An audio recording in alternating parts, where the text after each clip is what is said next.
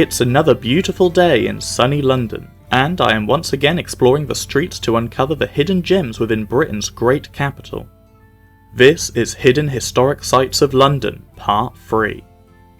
We begin today's journey in the Roman period. In my last 2 episodes I showed you the remnants of Londinium's town walls, as well as the ruins of a Roman temple hidden underground. We are going subterranean once again as we explore the remains of a Roman amphitheater. This is Londinium's very own Colosseum, accessible by the Guildhall Arts Museum next to London's medieval Guildhall, and only a small section of the amphitheater has been excavated. Due to this, it's difficult to get an idea of the sheer size of this monumental building, but on ground level, the circumference has been marked out on the tiled plaza of the Guildhall. Although London was never a capital of Roman Britain, it quickly became a large and influential city by the 2nd century AD. The first Roman settlement here was erected in around 47 AD, 4 years after the initial invasion which began on the south coast. By 70 AD, the first amphitheater was built on this site, having originally been built of timber construction. By the first half of the 2nd century, the amphitheater was greatly enlarged with tall stone walls and many grand entrances encircling the theatre. It is understood that the new amphitheater could hold an audience of around 6,000 spectators. At the time, Londinium's entire population was estimated to be around 20 to 30,000 people. For several centuries, the amphitheater would have been roaring with excited crowds. However, by the 4th century, it is understood that the amphitheater became abandoned as the Romans began to lose their grip as a ruling powerhouse in Europe. Around this time, many other large buildings in Londinium, such as the Forum and the Barracks, were also neglected, and over the centuries that followed, they were gradually stripped of their building materials which were used to construct houses and farmsteads in the local area by the Saxon period. For our second site, we are hopping forward in time to the Tudor period. This place is called the Charterhouse. Situated just a stone's throw from Smithfield, the Charterhouse is a complex of historical buildings ranging from the 14th century and onwards. This building began life as a medieval priory founded by the Carthusian Order, a religious house which was a breakaway from the Benedictine Order. The priory was built in 1371 on the site of a Black Death burial ground, which had been dug and subsequently filled with dead bodies in 1348. The Carthusians led a very humble existence, which was evident in the only surviving wing of the cloisters. Here you can see a door which would have once been an entrance to a monk's cell or living quarters. A small and basic room where the monk would mostly sleep and meditate. A hole beside the door would have allowed servants to bring the monk food without distracting him as he meditated or prayed for long hours. The architecture you see today is largely Tudor, as after the priory's dissolution in 1538, the various monastic buildings were auctioned off to a private buyer. It is said that the last prior of the Carthusian monastery, named John Houghton, refused the dissolution, and this was seen as directly speaking against the king's word. He was subsequently charged with treason and executed. The form of execution for treason at this time was hang, drawn and quartering. After Houghton was executed and disembodied, his arm was said to have been nailed to the wall of one of the London gatehouses as a warning to others who dare speak against the king. A further 10 monks who followed Houghton were taken to the nearby Newgate prison, which had a reputation for being a notoriously grave place to be sent to. 9 of the monks subsequently died from starvation, and the 10th was executed 3 years later at Tower Hill. These 11 monks later became remembered as the Carthusian martyrs of London. Later in the 16th century, the property was purchased by Thomas Howard, 4th Duke of Norfolk, who renovated the building further to keep up to date with modern architectural trends. He then renamed this building to Howard House. During his time spent on house arrest here, after allegedly scheming to marry Mary, Queen of Scots, he turned the cloister courtyard into a formal garden and a tennis court. Howard was found guilty of treason and executed in 1572. However, he was given the honour of being sentenced to death by beheading, a form of execution reserved for nobles, despite the process of hanging, drawing and quartering being reserved especially for treasoners. It is now time to escape the rain, at least for a moment, as we retreat to a church just north of the River Thames. This is the church of St Magnus the Martyr, hidden in the shadow of London Bridge. And it is indeed London Bridge that we will be discovering today. Not the current one which you can see now, but the original 15th century bridge that was used in the Middle Ages. If you are not new to my channel, you'll already know that I have a video dedicated to London Bridge, which goes into a lot more detail than I will do here, so feel free to check it out. Unknown to many, this church houses an impressively large model, which is a loose reconstruction of the medieval bridge. It is impossible to know exactly what this monumental bridge truly looked like, as there is little reliable evidence and contemporary artwork is questionable at best. But based on the written descriptions and using the artwork as a guide, and using this beautiful wooden model which was built by David T. Agger in 1987 and gifted to the church, we can at least imagine what London Bridge used to look like in the medieval period. During the age of the Romans in Britain, the first bridge crossing the Thames was believed to have been of pontoon-style construction, with a more permanent bridge being made later in the latter half of the 1st century AD, as Londinium began to expand and a second Roman settlement was now growing on the south bank of the river. The first bridge may have been destroyed during the sacking of Londinium by the Iceni tribe during the Boudiccan revolt in around 60 AD, but was believed to have been quickly rebuilt along with the rest of the city. The Roman army often used this bridge as a vital link between Kent and the rest of Britain. Substantial quays and docklands were erected around the bridge as Roman Londinium entered its heyday in the 2nd and 3rd centuries.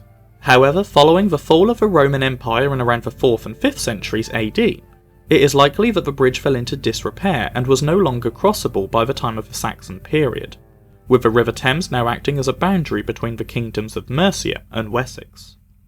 Over the centuries that followed, several attempts may have been made to rebuild the crossing over the River Thames in order to help protect the settlements along the river from the near-constant Viking raids. But the first written reference of the Saxon bridge over the River Thames was in 1016 when mentioning further Viking raids. The Saxon bridge was made of timber, and after the Norman conquest the bridge was repaired and rebuilt multiple times, with King Henry II creating a monastic guild called the Brethren of the Bridge, who oversaw all required work to keep the bridge in a functional state. Following the murder of Thomas Becket in 1170, King Henry II built a new bridge dedicated to Becket in 1176. This was the beginning of the bridge that we see reconstructed in this model, a gigantic construction project of monumental proportion, unlike any other bridge in Britain at the time. Scores of arches all built in stone supporting multiple gatehouses and a stone chapel dedicated to Becket the martyr at the halfway point above the river. From its immediate construction, houses were built along the bridge with the rent from these dwellings used to partially fund the building work. The rest of the funding of the bridge came from the kingdom-wide increase in wall taxes. In total, the length of the bridge was roughly 282 metres long, and had 19 piers which were all supported by nests of timbers rising up from the riverbed. Over the next 2 centuries, London Bridge grew to host multiple storey houses along its entire length, creating an avenue from one side to the other. Shops and market stalls were also present on the bridge, along with festivals and celebrations on holidays and days of worship. On each side, steps leading down to the river would allow ferrymen to embark and disembark from the southern and northern shores. Indeed, ferrying was a massive industry in the Middle Ages, with multiple guilds dedicated to keeping a fair trade for the townspeople and visiting pilgrims. The power of the ferryman guilds became all too real, as by the end of the 18th century, London Bridge was still the only bridge spanning the River Thames in London. This was largely because the ferryman guilds knew that they would immediately lose a sizable chunk of their business if any new crossings were built. So they consistently campaigned against any new construction plans, and some would-be construction firms were allegedly bribed to dissolve their plans for any new bridges. In 1799, a competition was finally opened to design a replacement bridge, with the original medieval London Bridge destined to be demolished once a new crossing had been built. After considering multiple designs, John Rennie's proposal for a 5-arch bridge made of granite was accepted. By 1831, a new London Bridge had been officially opened, and the old medieval bridge was demolished. As the use of automobiles became more popular in the late 19th century, surveys on the bridge found that the eastern side was gradually sinking more than the west side, which resulted in a decision to rebuild a new bridge fit for the modern traffic. The old new London Bridge was auctioned off and purchased by a Missourian entrepreneur named Robert P. McCulloch for the sum of $2,460,000. The bridge in London was systematically dismantled block by block and shipped to its new home at Lake Havasu City in Arizona. Onwards now to St. Catherine's Docks, and this is certainly a spectacle you don't see every day. Say hello to the Andalusia, a replica of a 17th century Spanish galleon.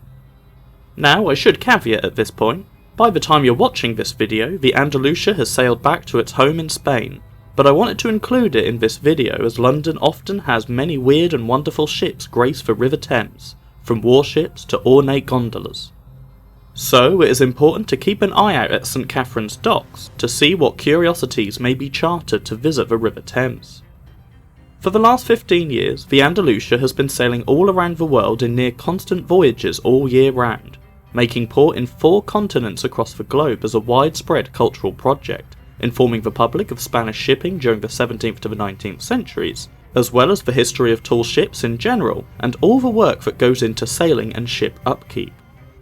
The Andalusia is one of 3 remarkable reproductions of historical ships, alongside the Nao Santa Maria, a replica of a 15th century discovery ship, and the replica of the Nao Victoria, an early 16th century ship which claimed to be the first to circumnavigate around the world.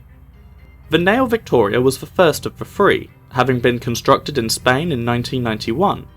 The original left the Spanish city of Seville in 1519, and returned to the same port in 1522 after successfully sailing around the Earth. Between 2004 and 2006, the replica has completed almost 27,000 miles and continues to sail the seas to this very day.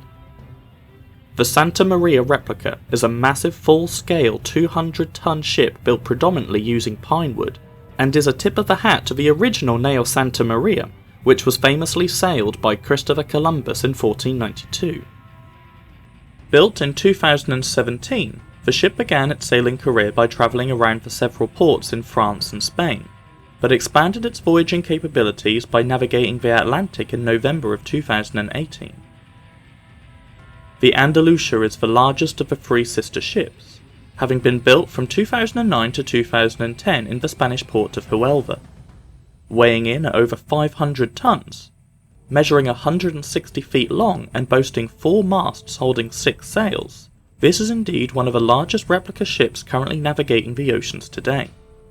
Since its maiden voyage, it has travelled over 48,000 miles and has docked in over 100 ports worldwide. Being the largest ship with the most interior space, the Andalusia was able to go above and beyond in terms of a cultural tourist attraction, as the interior has been decked out to be a mobile museum, providing a comprehensive history of tall ships throughout the centuries, showcasing a plethora of historical memorabilia such as cannon, chambers, living quarters and tools, as well as discussing the realities of living on board a 17th century galleon. This gives the public a once-in-a-lifetime opportunity to step on board a replica historical tall ship and view multiple levels from the forecastle to the lower decks. The Andalusia has many achievements under its belt, having conquered oceans such as the Pacific, Indian and Atlantic, as well as navigating the Mediterranean, the Red, the Aegean, the Caribbean and the South China Sea, not to mention successfully navigating through the Bosphorus Strait and the Panama Canal. The 3 ships are owned by the Nao Victoria Foundation, a historical maritime organisation who delves into experimental archaeology to help bring history alive for the public through the use of hands-on teaching methods and awe-inspiring functional reconstructions. Unfortunately, the rain has not subsided, but I will continue my journey regardless. We are hopping across Tower Bridge once more to the south bank, and following the river east to our next location. Finally, out of the hustle and bustle of central London, we reach a quiet area called Bermondsey. Here, well hidden amongst the domestic houses, lays a small yet very interesting historic site. These walls peeking out of the ground are the ruins of a medieval manor house. But not just any manor. This was once one of the homes of King Edward III. Edward III was one of the most prominent and influential kings of all English history. He lived through the Black Death and reigned for 50 years until his death in 1377. At the age of just 17, he crushed the uprising of Roger Mortimer. He later began the 100 Years' War between the English and the French, to which he oversaw a huge success in the first half of the conflict, with notable English victories being Crécy and Poitiers. And in 1338 he negotiated a truce with Scotland to mark the end of the Scottish War of Independence. This manor house was just one of his many London dwellings, possibly a hunting lodge, but more likely a home for him to practice one of his favourite hobbies, falconry. The building would have originally had a moat with a drawbridge, but over time the manor fell out of use, and the moat gradually silted up, and during the 1800s, the dilapidated remains were used as part of an industrial building. Today, barely anything survives of King Edward III's manor house, but we can get a sense of what it may have looked like if we were to travel a few miles south to Sevenoaks, where the medieval manor house of Ightham Moat continues to stand in all its glory today. Ightham Moat was likely built within a few decades of the manor at London, and remarkably has survived relatively unchanged throughout all these years, so the architectural style is believed to have been very similar, just on a smaller scale for Edward's home here in London. The final place we will be visiting today, and indeed the final place of this series, stands tall and proud upon a pedestal overlooking the River Thames, gazing upon the finance district of London, Canary Wharf. This grand ship is none other than the Cutty Sark. It is remarkable how many people don't even know this spectacle of the British Empire exists here in London for all to marvel at. Which is why, despite its size and dominance over the local landscape, it secures a spot in my list of hidden historic sites of London. The Cutty Sark is a British clipper ship built for the tea trade. Clipper ships were a type of mid-19th century merchant ship which had many sails and could achieve very fast speeds despite their large size. Built in Dumbarton, Scotland in 1869, the Cutty Sark was one of the last clipper ships ever to be built by the British Empire. By the 1860s, steam power was beginning to completely reimagine the capabilities of the shipbuilding industry, and steam-powered ships proved to be a faster and more efficient method of maritime trade. The Cutty Sark spent a few years travelling back and forth to China in the name of the tea trade, but once steamships replaced these routes, the Cutty Sark was instead used to trade wool in Australia. During one of these trade routes, the ship broke the world record for the fastest time sailing from Australia to Britain, and held this record for a further 10 years. By around 1880, steam-powered ships had also begun taking over the Australian trade routes.